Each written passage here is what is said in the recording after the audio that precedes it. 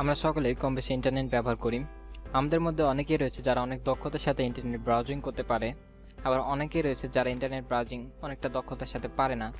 তো যারা ভালো মতো অর্থাৎ দক্ষতার সাথে ইন্টারনেট ব্রাউজিং করতে পারে তারা প্রথমত ইন্টারনেট ব্রাউজার সম্পর্কে খুব ভালো ধারণা রাখেন। তো আমরা যদি দক্ষতার সাথে ইন্টারনেট ব্রাউজিং করতে চাই তাহলে আমাদেরকেও ইন্টারনেট ব্রাউজার সম্পর্কে ভালো ধারণা রাখতে হবে, এটির বেসিক থেকে শুরু করে এক্সপার্ট লেভেল পর্যন্ত জানতে হবে। তো আপনাদের জন্য আমি একটি নতুন সিরিজ শুরু করতে যাচ্ছি। তো এই সিরিজে আমি আপনাদেরকে বেসিক থেকে শুরু করে বিভিন্ন ডিটেলস, বিভিন্ন সেটিং সম্পর্কে জানাবো, যেমন ওয়েব ডিজাইনার কীভাবে গুগল ক্রোম ব্যবহার করে ওয়েব ডিজাইন করে, আবার কীভাবে অনেক দ্রুততার সাথে গুগল ক্রোম ব্যবহার করে ডাউনলোড করা যায়, ব্রাউজিং করা যায়, এই থেকে শুরু করে গুগল ক্রোমকে কীভাবে কাস্টমাইজ করা যায়, সকল কিছু আমি আপনাদেরকে এই ভিডিওতে শেখাবো। এটি এই সিরিজের প্রথম ভিডিও। এই ভিডিওটিতে আমরা গুগল ক্রোম ব্রাউজারের বেসিক ইন্টারফেস সম্পর্কে একটু ধারণা নিয়ে আসবো। প্রথমে আমরা গুগল ক্রোম ব্রাউজার ওপেন করে নিলাম। ওপেন করার পরে সবার উপরে এখানে ছোট্ট একটি বক্স দেখতে পাচ্ছি, এখানে ক্লিক করার সঙ্গে সঙ্গে নিউ ট্যাব ওপেন হয়ে যাবে।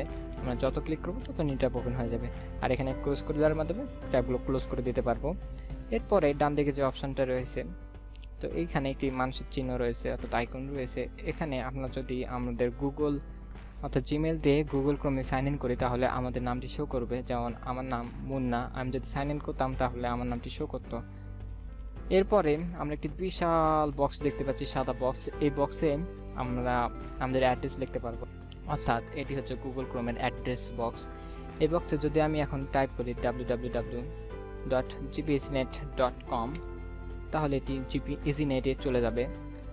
এর পাশে একটি আমরা আইকন দেখতে পাচ্ছি, এই যে স্টার। তো আমরা একটি নিউ ট্যাব ওপেন করলে এটি বুঝতে পারবো যে দেখুন এই স্টারটি হচ্ছে বুকমার্ক চিহ্ন, এখান থেকে আমরা বুকমার্ক করতে পারবো। এ সম্পর্কে আমি আপনাদেরকে ডিটেলস পরে বলবো, আমরা জাস্ট একটু বেসিক জেনে নিচ্ছি। এর পাশেই 3 ডট একটি আইকন রয়েছে, এখানে যদি আমি ক্লিক করি তাহলে গুগল ক্রোম ব্রাউজারের মেনু চলে আসবে। তো জাস্ট ক্লিক করলাম, দেখুন গুগল ক্রোম ব্রাউজারের মেনু।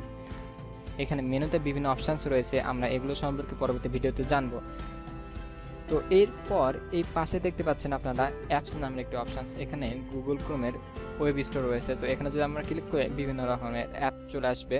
আমাদের নেক্সট ভিডিওতে আমরা এগুলো সম্পর্কে আপনাদেরকে ধারণা দিব।